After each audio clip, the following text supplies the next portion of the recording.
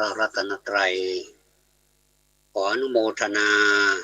ธรรมสวัสดีท่านสาธุชนวันนี้ขอพูดถึงเรื่องความกังวลที่ภาษาธรรมะเรียกว่าปริโภทความกังวลมี10ประการข้อ1อาวาโส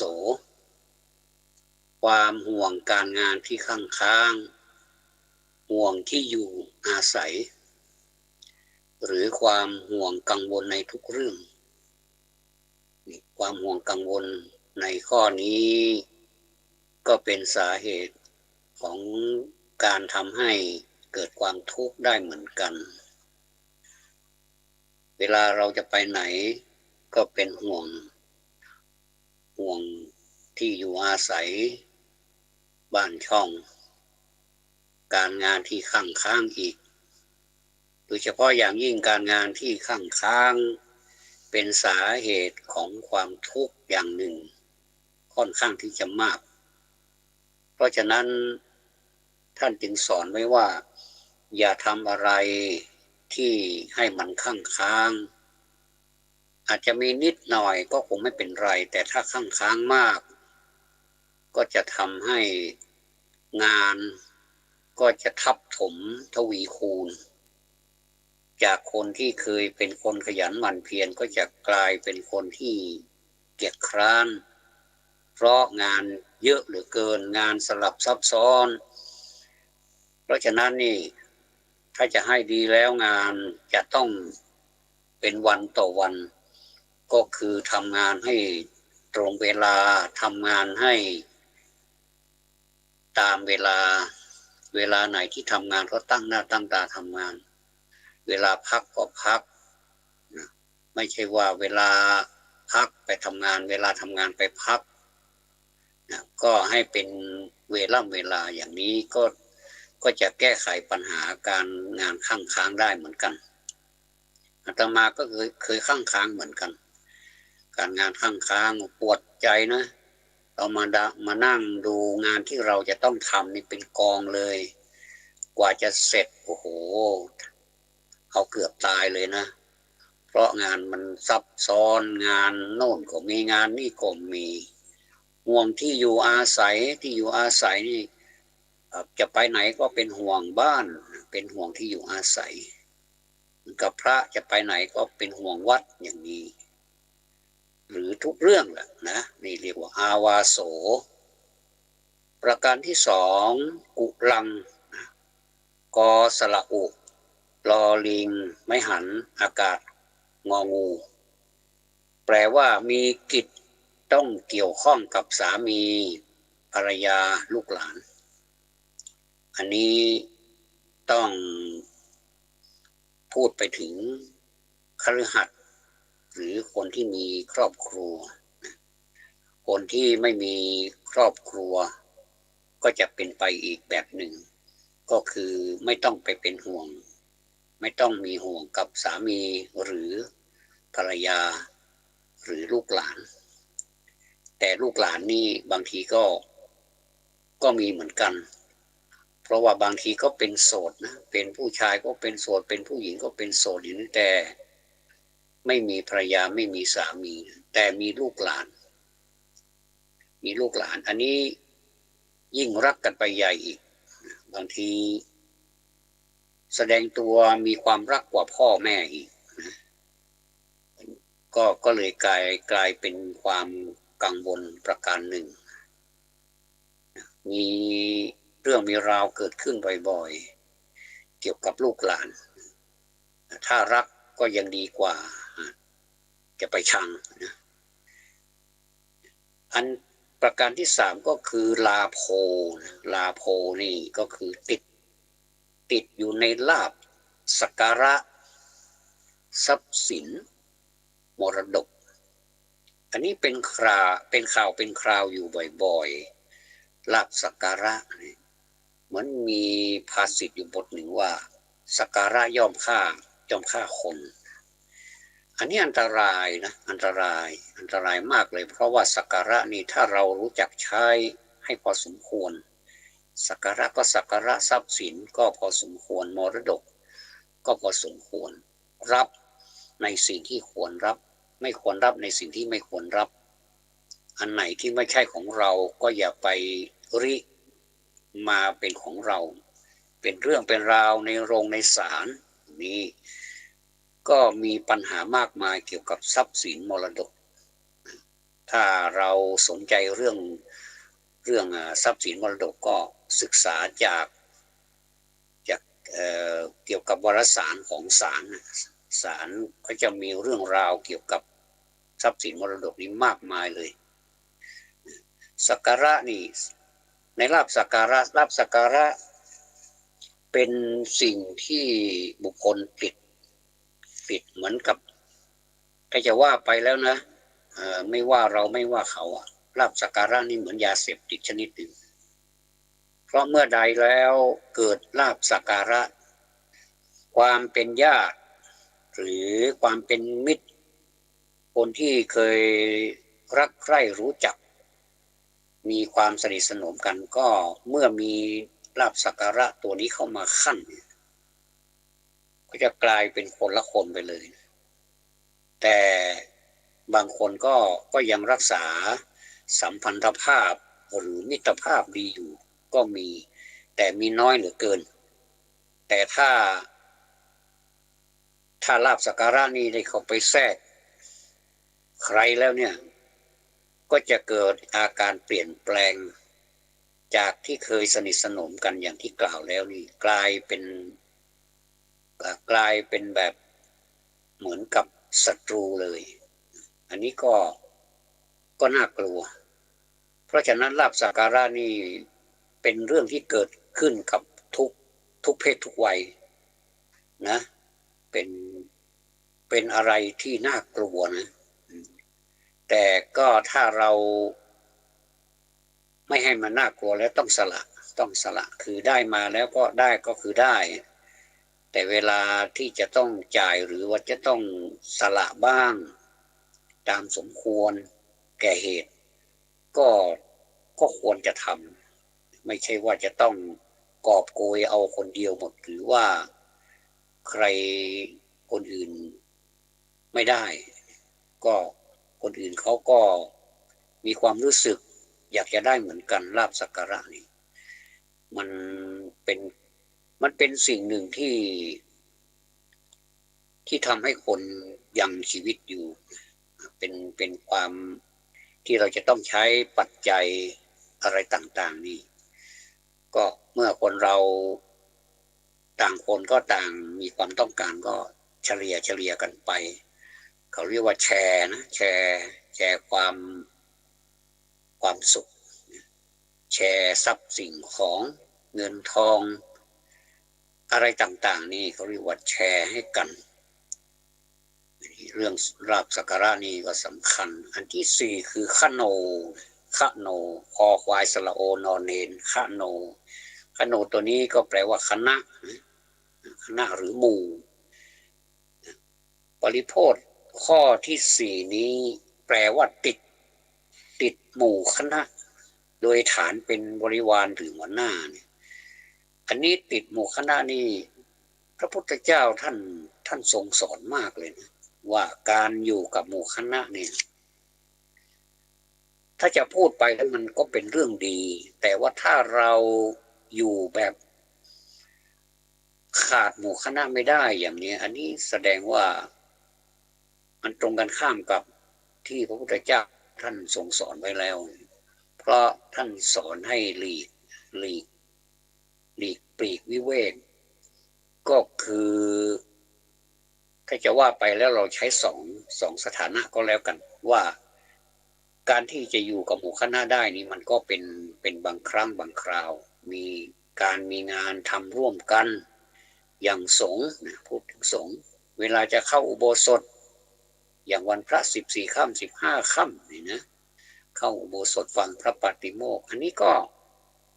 ต้องการคณะอยู่ดีก็คือเป็นคณะสงฆ์ก็คือคณะคือหมู่อันนี้นี่จ จะว่าไปแล้วมันก็เหมือนกับว่ามันยังมาขัดแย้งกันเองไม่ขัดแย้งนะท่านสาธุชนไม่ขัดแย้งเพราะว่าก็จัดไว้เป็นอย่างเหมือนกันการเข้าฟังพระปาติโมกข์ในอุโบสถเนี่ยมันเป็นสิ่งที่จะต้องมีหมู่คณะทำร่วมกันเพราะถ้าเป็นบุคคลก็ทำไม่ได้จะต้องเป็นหมู่คณะมาฟังร่วมกันฟังพระปาติโมกข์อย่างนี้เป็นต้นอันนี้เฉพาะของพระสงฆ์ทีนี้ก็พระสงฆ์อีกพระสงฆ์อีกถ้าอยู่ที่ไหนคือไม่มีอะไรนะไม่มีอะไรก็จะจับพวกคุยกันโดยที่ว่ามีสาระบ้างไม่มีสาระบ้างแต่น่ากลัวก็คือไม่มีสาระนี่มันเสียเวลาแต่ถ้ามีสาระพูดกันสนทนากันในฐานะเป็นสัตถิวิหาริกอันเตวาสิกอย่างนี้นะเป็นอยู่วัดเดียวกันแล้วเราก็เป็นลูกพระพุทธเจ้าเหมือนกันก็สนทนาธรรมะกันอย่างนี้ตั้งโต๊ะถกปัญหากันตั้งหัวข้อธรรมะแล้วก็เอามาปุจฉาวิสัชนาอย่างนี้ไม่ชื่อว่าติดอยู่ในหมู่คณะถือว่าอันนี้เป็นการเป็นงานเราต้องแยกแยะออกมาอีกแต่ว่าถ้าอยู่ก็ไปพูดคุยอะไรกันก็ไม่รู้อย่างนี้อันนี้จะทำให้เสียเวลาแล้วก็แทนที่เราจะได้หัวข้อธรรมะอะไรไปสักอย่างสองอย่างนี้มันก็ไม่ได้ละเวลามันก็ไหลไปเรื่อยๆนะก็เราจะฉกฉวยเวลานี่แหละนะเพราะว่าเวลาเป็นเงินเป็นทองอันนี้เวลาเป็นเงินเป็นทองนี่แต่ว่าอันนี้เวลาเป็นแสงแห่งธรรมเป็นแสงแห่งธรรมคือเงินทองนี่ใครๆก็พูดได้เวลาเป็นเงินเป็นทองนะแต่นี่เป็นเวลาแห่งแสงทองแห่งธรรมะเราควรจะได้ตามสิทธิ์ที่เราจะได้เพราะฉะนั้นนี่มันหมู่คณะนี้มันจะมีหลายฐานหรือว่าหลายฐานะด้วยกันก็คือหมู่คณะที่เป็นบริวารหรือว่าเป็นเพื่อนร่วมงานสมัยนี้เขาไม่เรียกว่าบริวารแล้วเรียกว่าเพื่อนร่วมงานหรือว่าคณะทำงานลูกน้องเราก็ไม่ค่อยเรียกแล้วเราจะเรียกกันให้เกียรติกันในสังคมเดี๋ยวนี้ไม่ค่อยจะพูดถึงเรื่องบริวารนะหรือว่าหัวหน้านี่ก็ยังมีอยู่ยังเรายกให้เป็นหัวหน้าเพราะว่าหัวหน้าเป็นผู้ที่มีประสบการณ์และก็มีความรู้อย่างนี้เราก็ยกให้เป็นหัวหน้าอย่างนี้ก็เรียกกันว่าหัวหน้าแผนกหัวหน้างานอะไรต่างๆนี่มันจะต้องมีหัวหน้าวัดวาอารามก็ยังมีเจ้าอาวาสก็มีอำนาจในการที่จะจัดระเบียบของวัดต่างๆไม่ว่าจะเป็นเรื่องอะไรก็จะจัดให้มีหัวหน้าสมมติว่าคณะหนึ่งมีห้ารูปอย่างเนี้ยนะก็จะจัดให้มีหัวหน้าสัก1 รูปความจริงก็ทำงานร่วมกันนั่นแหละเพียงแต่ว่าเวลามีอะไรก็ไปปรึกษาหรือกันโดยที่มีหัวหน้านะเป็นประธานในที่ประชุมของคณะนั้นๆก็ไม่เห็นเสียหายอะไร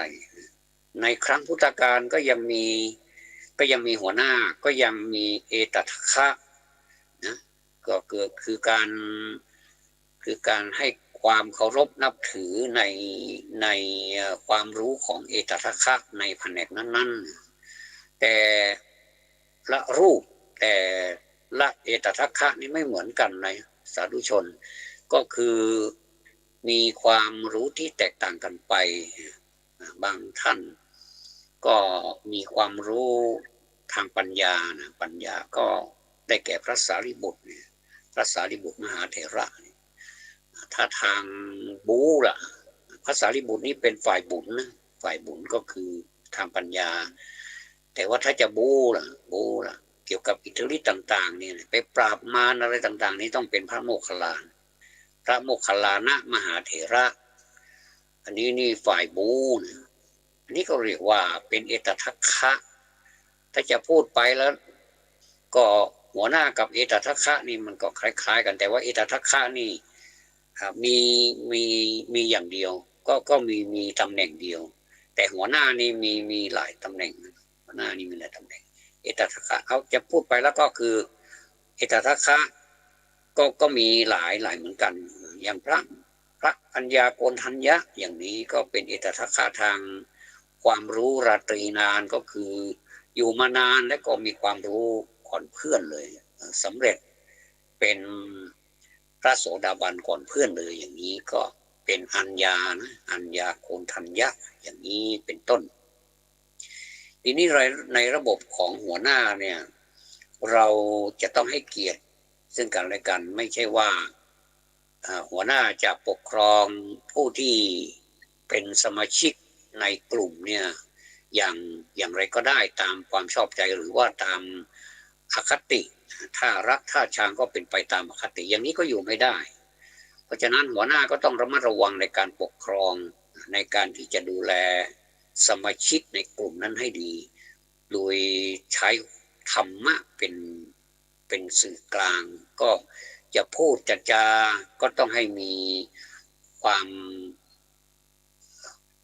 เคารพต่อกันแม้จะเป็นสมาชิกในในกลุ่มนั้นนะก็ต้องมีสัมมาคารวะก็มีสัมมาวาจานะคือวาจาชอบไม่ว่าต่อใครไม่ว่าจะเป็นคนที่มีอายุมากอายุน้อยพรรษามากพรรษาน้อยนี่ไม่เกี่ยวแต่ว่าอยู่ที่วาจานะวาจาความเคารพนอบน้อมถ้าเราทำอย่างนี้นะโอ้ไม่ว่าจะที่ไหนมันก็มีความสุขไม่ว่าจะเป็น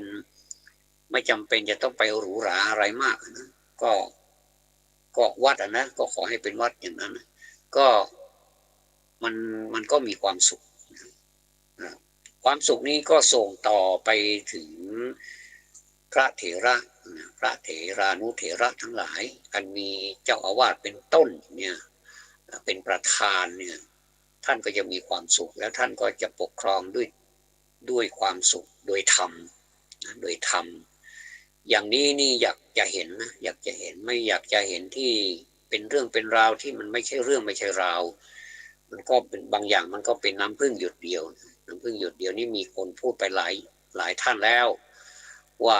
น้ำพึ่งหยดเดียวนี่มันเป็นมาจากอะไรอันนี้ก็น่ากลัวนะน้ำพึ่งหยดเดียวถ้าเราพูดถึงคฤหัสถ์นี่ก็หัวหน้างานต่างๆนี่ก็ปกครองเหมือนพระเหมือนกันก็ปกครองโดยธรรมก็คือให้มีธรรมเป็นแกนกลางไม่ใช่จะใช้อำนาจที่มีอยู่อำนาจก็ใช้ตามอำนาจที่มีอยู่แต่อำนาจนั้นเป็นไปตามธรรมไม่ได้สั่งโดยพระการหรือว่าสั่งนอกคำสั่งหรือว่าใช้อำนาจที่มิชอบที่จะสั่งผู้ใต้บังคับบัญชาความจริงไม่อยากจะเรียกเลยผู้ใต้บังคับบัญชานะไม่มีใครเป็นใต้ใครนะก็คือต่างคนต่างพึ่งกันนะก็คือว่าคนหนึ่งนี่มีหน้าที่ต่างกันไปอย่างเจ้านายจะไปไหนอย่างนี้หัวหน้าจะไปไหนต้องมีรถประจำตำแหน่งแล้วก็มีพลขับก็มีเกียรตินะเขาก็มีเกียรติของเขาถ้าเขาไม่มีเกียรติเขาไม่มีสติสัมปชัญญะเขาไม่มีความรู้เขาก็จะไม่มาขับรถแล้วเราก็เรียกเขาว่าพนักงานขับรถหรือว่าเจ้าหน้าที่ขับรถหรือพลขับต้องให้เกียรติเขานะให้เกียรติเขาจะไปนู่นไปนี่ต้องให้เกียรติเขาว่าพูดกันดีๆอย่างนี้พลขับเขาก็จะนำเราไปสู่จุดหมายโดยสวัสดิภาพแล้วก็ทำงานด้วยความราบรื่นอันนี้ก็มีส่วนทั้งนั้นเลยนะส่วนทั้งนั้นเลยไม่ว่าจะเป็นบรรพชิตหรือว่าฆราวาสก็การปกครองหรือว่าการใช้ธรรมะก็มีส่วนเหมือนกันนี่แหละนะก็คือปกครองโดยธรรมนะประการที่5คือกรรมังนี่ก็รู้อยู่แล้วว่ากรรมะก็คือการงานกรรมก็คือการกระทำมันมีความห่วงใยในกิจกรรมหรืองานด้านอื่นๆทางโลกนี่มีกิจกรรมเยอะเหลือเกินแต่ทางธรรมนี่ก็ไม่ใช่ว่าจะมีกิจกรรมน้อยนะท่านสาธุชน กิจกรรมเยอะเหมือนกันนะถ้าไม่เชื่อก็สาธุชนก็ยังก็ลองเข้ามาบวชดูนะว่ามันมีงานอะไรบ้างมันมีงานทั้งงานพัฒนางานพัฒนาตนพัฒนาวัดพัฒนาคนโอ้มันมีหลายพัฒนานะโดยเฉพาะอย่างยิ่งเนี่ยเจ้าอาวาสนี่จังหัวหมุนหัวหมุนเพราะว่ามันจะอยู่ในความดูแลของเจ้าอาวาสหมดเลยยิ่งสูงก็ยิ่งหนาวว่างั้นเถอะในเมื่อมีกิจกรรมถ้ากิจกรรมนี้มันผ่านพ้นไปด้วยดีตามสเต็ปหรือว่าตามแผนนะตามแผนตามแผนก็แล้วกันว่าเราวางแผนไว้อย่างนี้เป็นไปตามแผนนั้นก็จะมีความสามัคคีแล้วก็มีความสุขอันนี้ก็เรียกว่าแต่ว่าถ้ามันในกิจกรรมนั้นมันขัดข้องหรือว่าทะเลาะเบาะแว้งกันทำให้งานนั้นสะดุดแล้วก็ไม่มีความสุขแตกแยกความสามัคคีกันอย่างนี้มุ่งแต่จะหาเรื่องหาราวหรือว่าเพ่งเล็งความบกพร่องของแต่ละคนว่าคนนั้นเป็นอย่างนี้คนนี้เป็นอย่างนั้นทะเลาะเบาะแว้งกันนินทาว่ากล่าวกันไม่มีอะไรก็ไม่ได้พูดกันต่อหน้าแต่เอาไปรับหลังแล้วก็เขาเรียกว่าต่อหน้าสรรเสริญรับหลังตั้งนินทาอย่างนี้หรือว่าไม่ใช่มิตรนะเป็นมิตรปฏิรูปก็คือมิตรเทียมนั่นเองเนี่ยถ้ามีความกังวลในกิจกรรมหรืองานด้านอื่นๆเนี่ยอันนี้ใครๆก็กังวลได้เพราะว่าในเมื่องานนี้มันไม่ผ่านมันยังไม่ผ่านไปไหนอย่างนี้มันก็มีความกังวลมันยังครึ่งอยู่เพราะว่ากำลังทำอยู่แต่ว่าในขณะที่ทำนั่นงานมันไม่เดินอย่างนี้นะอันนี้ความกังวลเกิดขึ้นความกังวลเกิดขึ้นอย่างสมมติว่าเราจะมีงานอะไรสักอย่างที่เห็นชัดๆนะว่ามีงานสัมมนาถ้าพูดถึงทางโลกสัมมนาว่าเราจะพัฒนาหมู่บ้านเราจะทำอะไรกันดีก็ขอประชาคมก็คือชาวบ้านนี่มาร่วมกันประชุมในขั้นตอนของการแสดงความคิดเห็นอย่างนี้ก็มาแสดงความคิดเห็นเต็มที่เลยนะเต็มที่เลยท่านสาธุชนใครมีอะไรยกมือถึงเวลาที่จะแสดงความคิดเห็นแล้วก็ยกมือเต็มที่เลยแล้วก็พูดแต่ต้องมีในสาระนะไม่ใช่พูดแขวะหรือว่าพูดให้แตกความสามัคคีนี่มันไม่ใช่เช่นไอ้ที่พูดมานี่มีโครงการพูดมาเนี่ยมันสวยหรูแต่มันจะทำได้หรืออย่างเนี้ยสมมตินะซึ่งมันก็เคยมีมาแล้วนะอย่างเนี้ยในวงแตกนะเนี่ยถ้าเป็นแบบนี้วงแตกเขาเรียกว่าไม่ได้สร้างสรรค์อะไรถ้าตัวเองไม่รู้แล้วเนี่ยหรือว่ามีความสงสัยเนี่ยสมมติว่าเป็นผู้ชายผมมีความเห็นว่าอันนี้เราเป็นความคิดที่ดีแล้วนะแต่ว่าวิธีดำเนินการนั้นน่ะมันจะมีบางจุดที่มันทำให้เป็นช่องโหว่หรือว่าเป็นอะไรก็ว่าไปมันมีปัญหาอย่างนี้เลขานุการในที่ประชุมก็เลยจดบันทึกไว้แล้วก็เอามาถกมาเถียงกันอีกนะเพื่อให้เข้ารูปเข้ารอยหรือว่าให้เกิดเรียกว่าเกิดประโยชน์ในการประชุมนั่นนะอันนี้ก็จะเป็นประโยชน์นะไม่ใช่ว่าจะไปแขวะในเชิงที่ว่าทำไม่ได้หรอกผมไม่เชื่ออย่างเนี้ยนะแล้วก็ทำแบบน่าเกลียดก็มีหลายที่นะแบบนี้นะก็ไม่รู้จะพูดยังไงนะพูดให้ฟังแล้วก็แล้วพูดไม่ค่อยมีเหตุผลนะแต่ถ้าสมมติว่าปรับปรุงตัวได้เนี่ยก็จะขอยินดีด้วยนะจะอนุโมทนาด้วยนะว่าอย่าให้เกิดอย่างนี้เกิดขึ้นในที่ประชุมเลยนะเวลาที่เราประชุมเนี่ยเขาเรียกว่าการแสดงความคิดเห็นเนี่ยมันเป็นการระดมพละกำลังในขั้นแรกสุดก็คือยังไม่ได้ลงมือนะยังไม่ได้ลงมือแต่ว่าตอนนี้เป็นการระดมสมองก่อนการระดมสมองนะมันก็แน่นอนล่ะเพราะว่าคนเราเนี่ยความคิดไม่เหมือนกันชอบยังไม่เหมือนกันเลยแต่ว่าเราจะเอาความคิดของเราเนี่ยเข้ามาประสานมาผนวกกับความคิดของคนอื่นเนี่ยจะทำได้อย่างไร อันนี้แหละมันมีปัญหาอยู่ตรงนี้แหละมันมีรอยต่ออยู่นิดเดียวแค่นั้นเองจะว่านิดเดียวก็ไม่ใช่นะมากเหมือนกันนะเป็นรอยต่อที่ทำให้การงานนี้เดินไปไม่ได้นะเดินไปไม่ได้อันนี้ขนาดในการระดมสมองยังเป็นไปไม่ได้เลยแล้วบางทีก็ขอยุติก่อนแล้วก็ยกยอดไปโอกาสหน้าอย่างเนี้ยนะก็จะประชุมในโอกาสต่อไป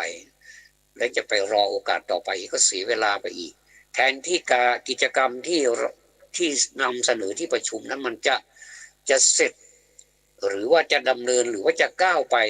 ก้าวแรกก็ยังดีนะเมื่อมีก้าวแรกเรายังมีก้าวที่สองอีกก้าวที่สองก้าวที่สามก็ก้าวต่อไปเนี่ยมันแทนที่จะทำให้หมู่บ้านนั้นมีความเจริญไปอีกระดับหนึ่งเนี่ยมันเป็นไปไม่ได้แล้วมันก็กลายเป็นอยู่อย่างนั้นแหละค้างอยู่อย่างนั้นแหละบางบ้านก็เห็นนะค้างอยู่อย่างนั้นแหละไม่ตกผลึกสักทีกลายเป็นว่ากิจกรรมนั้นก็เป็นอันไม่มีใครสนใจก็ต่างคนก็ต่างไม่สนใจแล้วก็เลิกรากันไปเลยนะอันนี้เป็นไม่ว่าทางโลกทางธรรมก็เหมือนกันอย่างวัดจะมี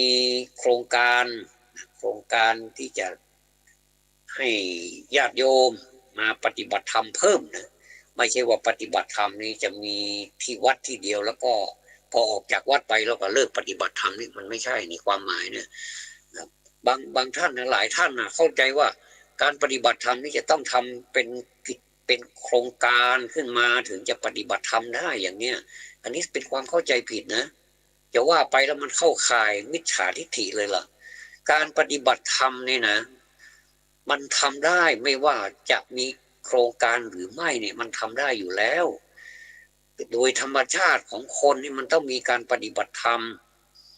เราหายใจเข้าหายใจออกอย่างเนี้ยถ้าเราหายใจเข้าก็เป็นการปฏิบัติต่อร่างกายของเราปฏิบัติให้มันอยู่ชีวิตอยู่รอดได้อันนี้พูดกันแบบง่ายๆเห็นแต่ถ้าเราหายใจผิดแทนที่จะหายใจเข้าหายใจออกอยู่เรื่อยๆมันก็ชีวิตก็ไม่รอดเหมือนกันนะแล้วหายใจเข้าแล้วไม่หายใจออกก็ชีวิตก็ไม่ได้เหมือนกันแต่ทีนี้อาหารที่เรารับประทานเข้าไปเนี่ยถ้ามันเป็นอาหารที่มันมีพิษอันนี้แสดงว่าเราทำร้ายร่างกายตัวเองใช่ไหมแสดงว่าเราไม่ปฏิบัติธรรมเราไม่รักชีวิตตัวเองอันนี้ก็เป็นการผิดธรรมเหมือนกันเพราะฉะนั้นเราอยู่เนี่ยท่านสาธุชนทั้งหลายอยู่เป็นปกติเนี่ยถือว่าเราเป็นผู้ปฏิบัติธรรมนะเป็นผู้ปฏิบัติธรรมไม่ใช่ว่าเราจะเลิกราธรรมะเราปฏิบัติธรรมทุกลมหายใจของเรานะโปรดทราบนะอย่าไปเข้าใจว่าการปฏิบัติธรรมนี่ต้องรอพระสงฆ์ปฏิบัติแล้วพระสงฆ์ประกาศให้พวกเราได้ไปปฏิบัติธรรมกันที่โน่นที่นี่อันนี้มันเป็นการปฏิบัติธรรมเป็นพิเศษเป็นการเพิ่มเราเรียกว่าเป็นการไปทบทวนดีกว่าว่าเราปฏิบัติธรรมเนี่ยเราปฏิบัติถูกไหมยังไงเนี่ยไม่ใช่ว่ามันจะมีน้อยเมื่อไหร่การปฏิบัติธรรมนี่ตั้งแต่ศีรษะจรดเท้าเนี่ยมันเป็นธรรมะทั้งนั้นในญาติโยมเป็นธรรมะทั้งนั้นที่เราจะต้องดูแลมันสรีระของเราทุกวันนี้จะต้องดูแลมันนะเราจะละเลยไม่ดูแลเพราะเราเกิดมาเนี่ยก็ถือว่าเป็นบุญนักบุญหนาแล้วเป็นโอ้โหมีอะไรที่เราไม่มีเนี่ยมันไม่มีมันจะมีบกพร่องบ้างก็เป็นธรรมดาก็เป็นไปตามกรรมนั่นนะกับมุนาวัตติโลโกนะสัตว์โลกย่อมเป็นไปตามกรรมก็เขามีตาไหมก็เขามีตาเราก็มีตามีหูก็มีหูเหมือนกันก็มีแต่ถ้าเราไม่ใช้อวัยวะหรือว่าในส่วนของร่างกายของเราเนี่ยนะบอดี้เนี่ยนะในร่างกายของเราเนี่ยไม่ให้เป็นประโยชน์เนี่ยเราก็ไม่รู้จะเกิดมาทำไมนะอยากจะถามแล้วอยากจะให้ท่านสาธุชนถามตัวเองบ่อยๆว่าเราจะเกิดมาทำไมเนี่ยก็เกิดมาก็บางท่านก็แบบว่าตอบแบบสั้นๆไปเลยบอกว่าเกิดมาชดใช้กรรมถ้าอย่างนี้นี่เราไม่มีทางไปนะมันหมดอ่ะมันหมดหนทางแล้วเกิดมาชดใช้กรรมแค่นั้นเหรอแล้วก็รอใช้กรรมแล้วก็ตายจากมันไปอย่างนั้นหรือมันไม่ใช่มันจะต้อง เรายอมรับว่าเรามีกรรมนะกรรมคือการกระทำอย่างไหนมันก็ได้อย่างนั้นอันนี้เขาเรียกว่ากรรมใครก็กรรมมันแต่ว่ากรรมเนี่ยนะกรรมเนี่ยนะบางท่านเรียกเอารอเนี่ยมาเป็นลั่นลิ้นด้วย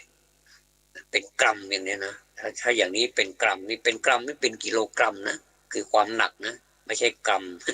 ไม่ใช่กรัมตัวนั้นนะกรัมนี่ถึงจะมีรอเรือสองตัวก็เป็นเรียกว่ากรัมเหมือนพูดว่ากอสระอัมนั่นแหละนะคือเหมือนเราพูดจริงอ่ะจริงจอสระจอรอสลีงอแต่เราทำไมไม่พูดจริงอ่ะเราพูดจริงเพราะว่ามันเป็นคำกลวบไม่แท้นะเป็นเป็นเป็นคำกล้ำเป็นพูดกล้ำแต่ไม่แท้ก็คือจริงไม่ใช่จริงกรรมไม่ใช่กรรมนะก็เมื่อเรามีกรรมเป็นของตนอย่างนี้เราก็ต้องยิ่งสำเนียกอะยิ่งต้องแบบคือต้องพิถีพิถันนะในการทำกรรมใหม่นะพูดถึงว่าในการทำกรรมใหม่ให้มันดีกว่าเก่าอะนะไม่ใช่ว่าจะไปจมปลักอยู่กับกรรมเก่าอันนี้บางทีเนี่ยธรรมะนี่เป็นสิ่งที่ละเอียดไม่ใช่บางทีนะธรรมะเนี่ยจริงๆแล้วเป็นสิ่งที่ละเอียดที่คนเราจะไปแบบพูดแบบหยาบนี่มันไม่ได้มันจะต้องพูดละเอียดในเมื่อธรรมะนี้มีอย่างละเอียดแต่ว่าธรรมะความจริงแล้วก็เป็นธรรมชาติที่มันไม่ยากอะไร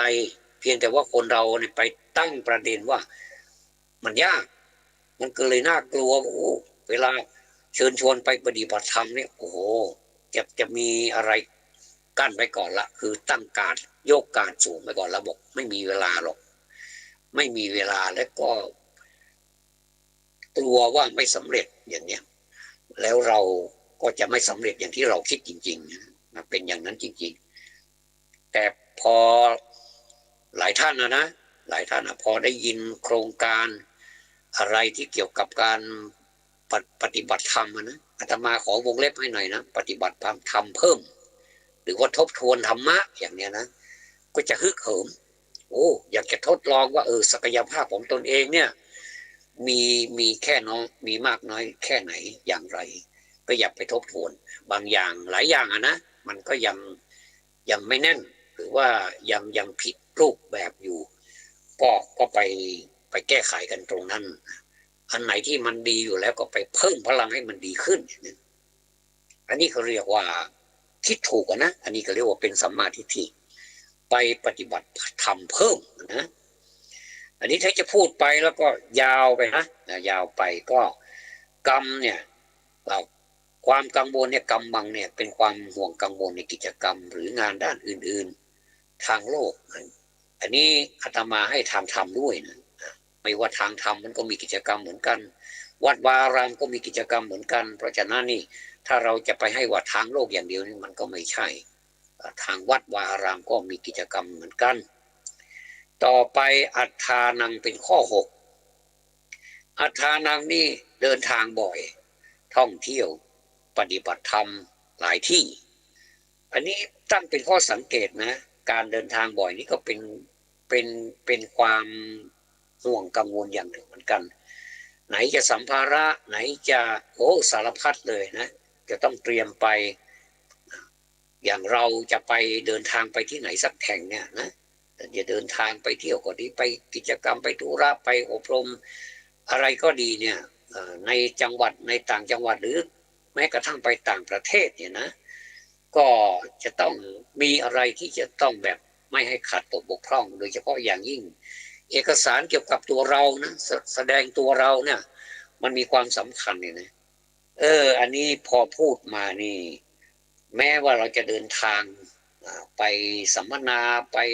อบรมหรือว่าไปท่องเที่ยวนะไปท่องเที่ยวก็ดีเนี่ย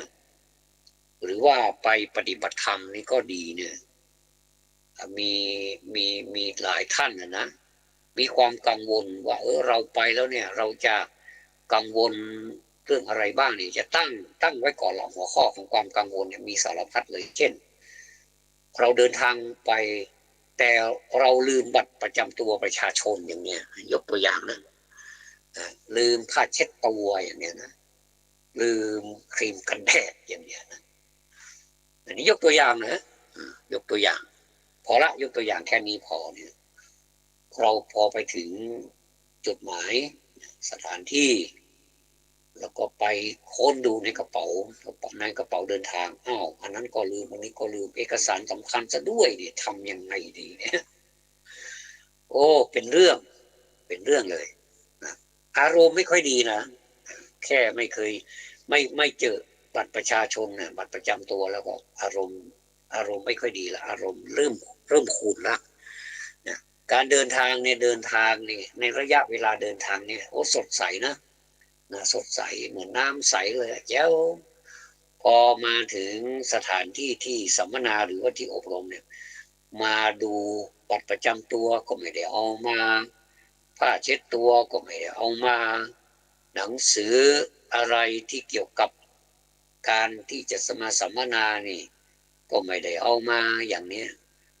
น้ำใสๆนะเริ่มขุ่นละไม่ใสแล้วนะไม่ใสแจ๋วละเริ่มจะขุ่นมัวละอันนี้แหละอันนี้เราจะเริ่มเป็นเรื่องละนะจากที่เคยพูดจาดีกับเพื่อนฝูงมาตลอดทางเลยนะร้องเพลงมาหลายเพลงนะโชว์เพลงมาหลายเพลงเลยล่ะนะอ๋อจับไมค์แล้วไม่ก็คือมันอยากจะโชว์หลายเพลงแล้วก็ฟังแล้วเพราะด้วยนะหลายท่านนี่ร้องเพลงเพราะนะอันนี้ก็เพราะแต่พอมาถึงจุดหมายปลายทางแล้วเพลงอะไรไม่สนใจละเพื่อนฝูงอะไรไม่สนใจละอันนี้สนใจตัวเองมาดูมาค้นดูมาเรียบเรียงดูว่า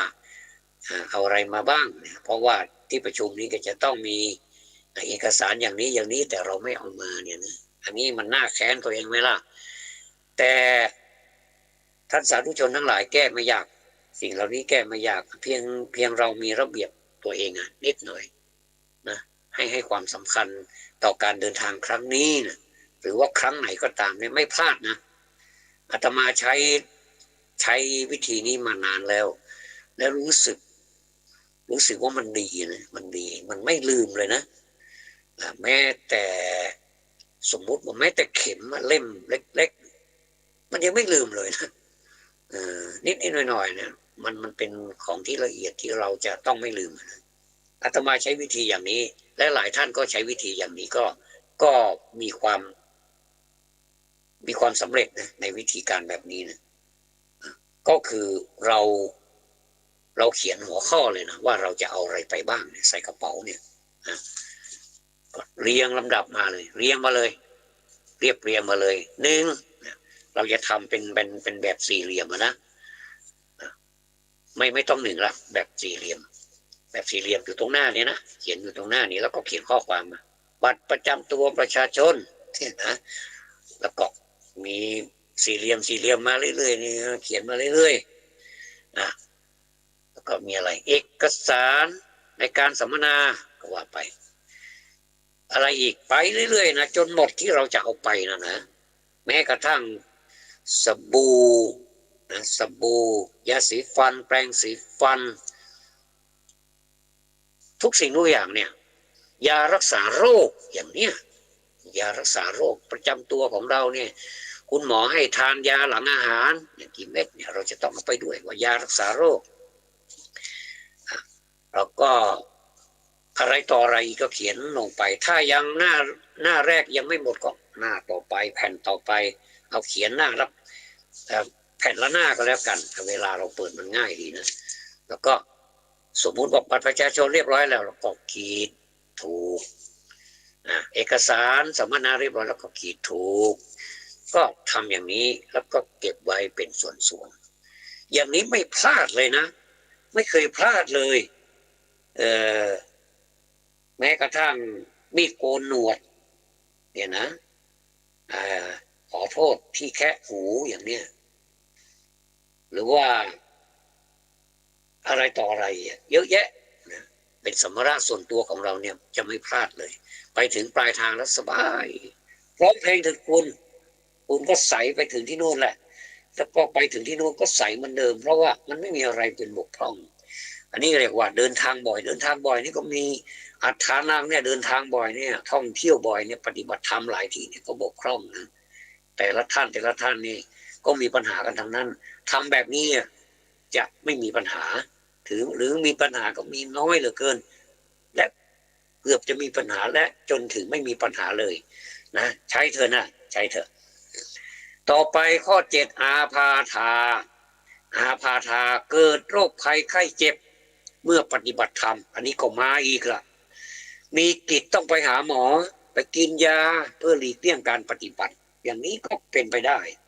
อาตมาก็เคยเหมือนกันไปปฏิบัติธรรมเข้าคอร์สปฏิบัตินะในคราวที่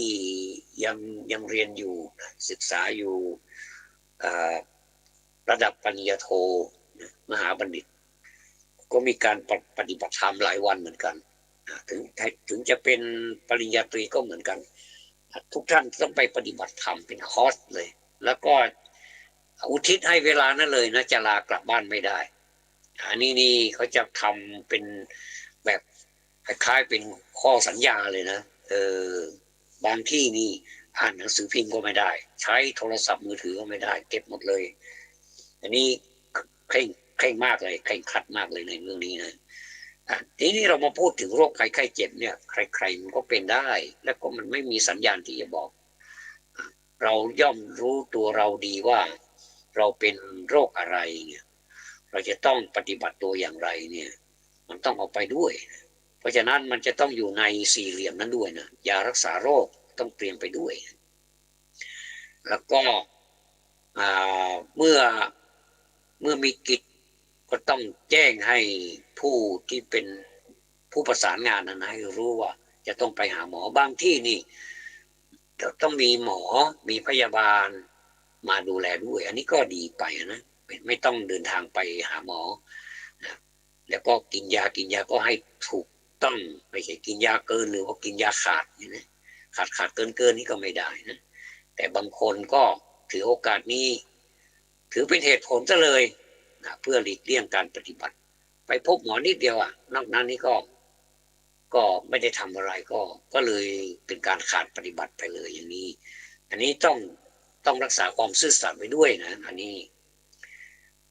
ข้อที่8ญาติแปลว่าความที่ต้องเกี่ยวข้องกับญาติพี่น้องใกล้ไกล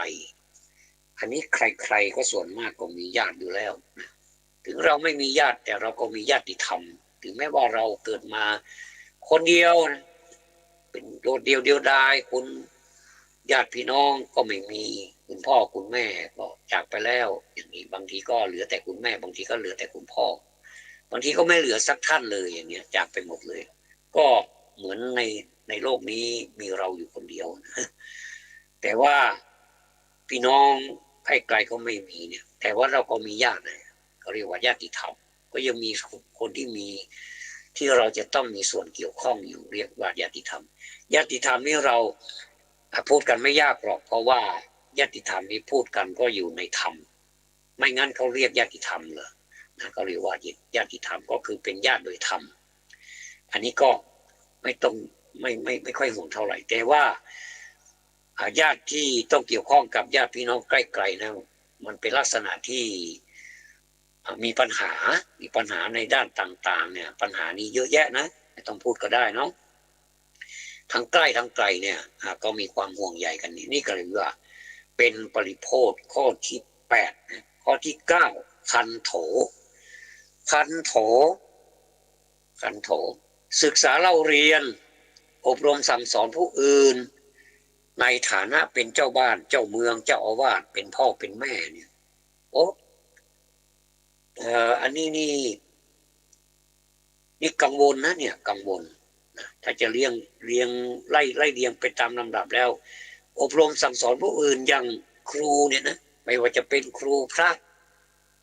นี่เขาเรียกว่าครูพระสอนศีลธรรมในโรงเรียนในสถานที่ศึกษาต่างๆเนี่ยเรียกครูพระนี่ก็มีความกังวลเหมือนกันในการที่จะเอาอะไรไปสอนเด็กนักเรียนแล้วนักเรียนนี้เขาจะสนใจไหมเราก็มีวิธีการที่จะทำให้เขาสนใจ มีการตั้งกิจกรรมอะไรขึ้นมาให้เป็นแบบสันทนาการบ้างอะไรบ้างนี่ก็ต้องใช้ปัญญาใช้ความคิดเหมือนกันในฐานะที่เป็นผู้สอนครูที่สอนเป็นปกติอยู่แล้วคือสอนประจำการอยู่แล้วนี่เขาก็มีการที่จะใช้วิธีการอย่างไรให้เด็กให้นักเรียนของเขาเนี่ยให้เกิดความสนใจในการเล่าเรียนเนี่ยเขาเก่งมากเลยเขามีจักหลักจิตวิทยามากเลยนี่ต้องยอมรับว่าครูประจำการนี่สอนนี่หลากหลายเลยนะอันนี้ต้องชื่นชมเลยนะแต่ว่าอยู่ที่ผู้เรียนอีกนะถ้าผู้เรียนนะใช้วิธีใดก็แล้วอย่างไรก็แล้วเนี่ยโอ้มันอย่างนี้เนี่ยก็พูดยากหน่อยนะเนี่ยในฐานะเป็นผู้สอนนะแล้วก็ในฐานะเป็นเจ้าบ้านนี่ก็โอ้ถ้าเป็นเจ้าบ้านนะลงในสำเนาทะเบียนบ้านล่ะเขาจะมีฐานะนะในสำเนาทะเบียนบ้านเลยท่านสาธุชนสังเกตไหมสำเนาทะเบียนบ้านฉบับหนึ่งนี้เขาจะมีเจ้าบ้านอยู่คนเดียวนะไม่ใช่ว่าเจ้าบ้านคนนั้นก็เป็นได้คนนี้ก็เป็นได้อย่างสมมุติว่าบางทีเจ้าบ้านถ้าเป็นทางโลกหรือว่าฆราวาสนี่บางทีก็ยกส่วนมากจะยกให้สามีเป็นเจ้าบ้านบางทีก็ยกให้ภรรยาเป็นเจ้าบ้านแล้วแต่ไปตกลงกันทางสำนักงานทะเบียนเขาก็จะจัดให้ไปตามนั้นนะใครเป็นเจ้าบ้านนี่นะบางทีก็ผลัดกันเป็นเจ้าบ้านก็มีเจ้าบ้านนี่มีหน้าที่อะไรเจ้าหน้าที่ดูแลคนในบ้านนะความจริงก็ต่างคนต่างดูแลกันแหละนะสามีก็ดูแลภรรยาก็ดูแลสามีคุณพ่อคุณแม่ก็ดูแลลูกแต่ลูกก็กตัญญูดูแลคุณพ่อคุณแม่เนี่ยก็อยู่ด้วยกันด้วยสามัคคีธรรมอย่างนี้มันก็มีความสุขนะอันนี้ก็จะไม่มีปัญหาแต่ถ้ามันมีปัญหาละเจ้าบ้านก็ปวดหัวอีกนะปวดหัวอีกนะความดันขึ้นอีกนะเดี๋ยวก็เป็นไมเกรนอีกยุ่งละทีนี้ไปถึงเจ้าเมืองยิ่งไปใหญ่อีกเจ้าเมืองเราจะนับตั้งแต่ผู้ใหญ่บ้านเป็นต้นไปนะผู้ใหญ่บ้านกำนันไปจนถึงนายอำเภอผู้ว่าราชการจังหวัดหรือว่าอื่นๆที่มีตำแหน่งสูงขึ้นไปเนี่ยสรุปแล้วก็เป็นเจ้าเมืองก็แล้วกันเจ้าเมืองก็ถ้าในเมืองนั้นไม่เรียบร้อยเนี่ยนะมีปัญหาอยู่บ่อยๆไม่เข้าที่เข้าทางไม่สามัคคีกันอย่างเนี้ยนะเอาความสามัคคีนะเป็นที่ตั้งเนี่ยนะไม่มีความเรียกว่าไม่มีความสามัคคีไม่มีความรักกันนะมีปัญหาอยู่บ่อยๆเนี่ยให้คิดอยู่บ่อยๆนี่เจ้าเมืองก็ปวดหัวเลยความดันก็ขึ้นเหมือนกันนะทีนี้มาถึงเจ้าอาวาสนี่ความดันก็ขึ้นเจ้าอาวาสอีกนะมาถึงพ่อแม่ถ้าลูกไม่อยู่ในปกครองไม่อยู่ในร่องในรอยทำอะไรก็อยู่นอกกรอบอยู่บ่อยๆเนี่ยคำว่านอกกรอบนี่บางทีเราก็ให้เครดิตเขาเนี่ยไม่ใช่ว่าจะพ่อแม่เสนออะไรไปจะต้องอยู่ในกรอบของพ่อแม่หมดนี้มันเป็นไปไม่ได้ก็ให้ความคิดเขาเป็นอิสระความเป็นอิสระในทางความคิดของเขาเนี่ยจะทำให้การพัฒนาบ้านของตัวเองเนี่ยมันจะสนุกคนเราเนี่ยทำอะไรถ้าอยู่ให้ความคิดเนี่ยไม่ใช่เตลิดเปิดเปิงนะไม่ใช่อะไรก็นอกกรอบอันนี้มันก็ไม่ใช่มันก็มีทั้งในกรอบแล้วก็มีทั้งนอกกรอบด้วยเนี่ยก็จะทำให้ทั้งในกรอบและนอกกรอบเนี่ยหันหน้าเข้าหากันและก็สามัคคีกันเนี่ยทำอะไรมันก็จะเป็นก็สำเร็จไปหมดนะภาษาทางธรรมะเรียกว่านิติตังภาษาบาลีเนี่ยนิติตังก็จบแล้วเนี่ยนะมันจบลงได้ดีนะมันจบลงดีเพราะฉะนั้นอะไรก็ตามที่เป็นเรื่องของครอบครัวเนี่ยจะปกครองเนี่ยจะต้องให้ความคิดเขาเป็นอิสระแต่เรามาสรุปไม่ว่าความคิดนั้นจะอยู่นอกกรอบหรืออยู่ในกรอบเอามาประสานกลมกลืนเป็นก้อนเดียวกันเป็นก้อนความคิดก้อนใหญ่ๆเนี่ยเพื่อที่จะเดินไปข้างหน้าทำกิจกรรมของครอบครัวไปข้างหน้าโอ้อย่างนี้นี่สวยแล้วนะสาธุชนสวยไหมสวยงามสง่างามด้วยนะเพราะฉะนั้นฝากไว้ด้วยประการที่10ประการสุดท้ายก็คืออิทธินี่สำคัญเลยนะอิทธิแปลว่าหรือว่าหมายความว่าความที่ต้องดูแลรักษาฤทธิ์ รักษาฤทธิ์โลกิยฌานงานสมถะ40ประการอันนี้เราไม่พูดถึงแล้วสมถะ40ประการมีอะไรบ้างนะเพราะว่ามันต้องเป็นอีกเรื่องเลยนะ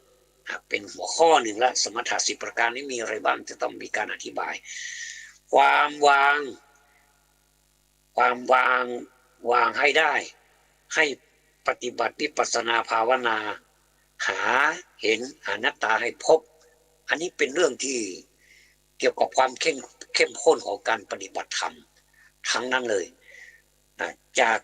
จากโลกิยะเนี่ยไปสู่โลกุตระนี่ได้อย่างไรอันนี้นี่เป็นเรื่องที่สำคัญที่สุดสำหรับผู้ที่จะปฏิบัติให้ออกจากโลกิยะเพื่อไปสู่โลกุตระนี้ได้อย่างไรเราจะไปไม่ให้ความสำคัญกับโลกิยฌานนี้ก็ไม่ได้เราจะต้องให้ความสำคัญแต่ว่าเราจะยกระดับของโลกิยะเนี่ยให้ขึ้นไปอยู่ในระดับโลกุตระนี้ได้อย่างไรอันนี้จะต้องเป็นประเด็นเป็นปัญหาที่จะต้องแก้ไปเป็น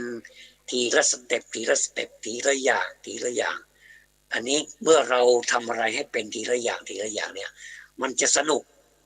เหมือนกับเรากวาดใบไม้นี่เราอันดับแรกเราจะต้องกวาดใบไม้นี่มันจะกระจายไปเรื่อยใช่ไหมเวลาใบไม้ตกนี่มันไม่มารวมกันเป็นกองหรอกมันจะต้องตกไปกระจายไปเรื่อยๆเนี่ยเรียราดไปเรื่อยนะเราก็ใช้ไม้กวาดของเราเนี่ยกวาดให้เป็นกองก่อนให้เป็นกองหลังจากเป็นกองแล้วเนี่ยแล้วเราก็เอาวัสดุไม่ว่าจะเป็นถุงไม่ว่าจะเป็นตะกร้าไม่ว่าจะเป็นอะไรก็ตามเนี่ยเอามาตักใส่ถุงใส่วัสดุที่เราเตรียมเอาไว้นี่ให้มันเรียบร้อยส่วนดินอะไรต่างๆนี้เราก็ไม่เอาไปด้วยเราเอาเฉพาะที่เป็นใบไม้ใบหญ้าเนี่ยไปด้วยแต่ดินที่มันกองนี่ล่ะทำยังไงเราก็กวาดให้ไปเป็นอาหารของพืชเป็นต้นไม้บางเราก็กวาดดูแล้วแผ่นดินที่เรากวาดนี่มันจะราบเรียบดูแล้วจะสบายตาเนี่ยนะก็เหมือนกันอันนี้นี่ยกตัวอย่างแบบง่ายๆนะแต่ถ้าเราทำงานไม่เป็นระเบียบแล้วเนี่ยนะอย่างสมคนหนึ่งกวาดไว้กองไว้อย่างดีนะแต่คนหนึ่งมาทำให้ที่เรากวาดนะแต่กระจายหมดก็เท่ากับเราไม่ได้กวาดอย่างนี้เขาไม่แฮปปี้นะเขาเรียกว่าอันแฮปปี้แล้วนะคือไม่มีความสุขเลยนะแต่ถ้าเป็นไปในทางเดียวกันคนหนึ่งกวาดแล้วคนหนึ่งก็มาเก็บแล้วก็ทำเหมือนที่เราพูดเมื่อกี้เนี่ยก็มันจะมีส่วนดินที่มันเหลืออยู่เนี่ยแล้วก็กวาดดินเนี่ยให้เข้าไปถมเป็นกองที่ต้นใต้โคลนหรือว่าโคนต้นไม้นะเป็นโคนไม่ใช่โคลนนะโคนต้นไม้แล้วก็เขาจะดินนี่แหละมันก็จะไปทำให้หรือว่าเป็นใบไม้บางส่วนนะก็จะเป็นอาหารพืชต่อไปเนี่ย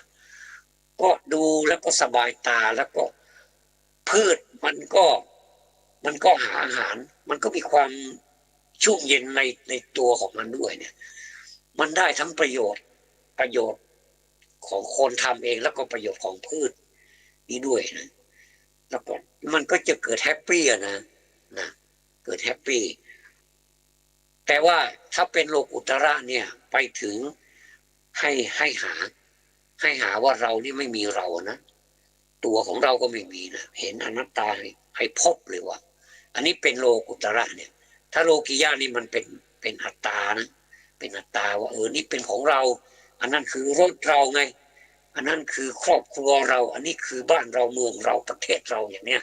อันนี้เรียกว่าระดับโลกิยะแต่ก็หาใช่ได้ไม่มีประโยชน์ไม่ก็มีประโยชน์เหมือนกันแต่เราก็อาศัยนี่ละเป็นบันไดเป็นฐานขึ้นไปโลกุตระนะวันนี้ก็พอดีกับเวลาพอดีก็ขอฝากไว้ปริโภท10ประการนี้ก็มีอาวโสกุลังลาโภคโนกัมมังอัฏฐานังอาพาธายาติคันโถและเกอิทธิ ให้ท่านสาธุชนได้นำไปพิจารณาและนำไปปฏิบัติด้วยขอกราบขอบพระคุณท่านผู้อำนวยการสถานีวิทยุแห่งนี้ท่านพระครูสมุวิสุวรรณวราจิโจเป็นอย่างสูงณโอกาสนี้ด้วยขอนำรายการนี้จากลาท่านผู้ฟังไปก่อนจนกว่าเราจะพบกันใหม่ในโอกาสต่อไปขอความสุขความเจริญในธรรมจงมีแด่ท่านผู้ฟังทุกท่านเจริญ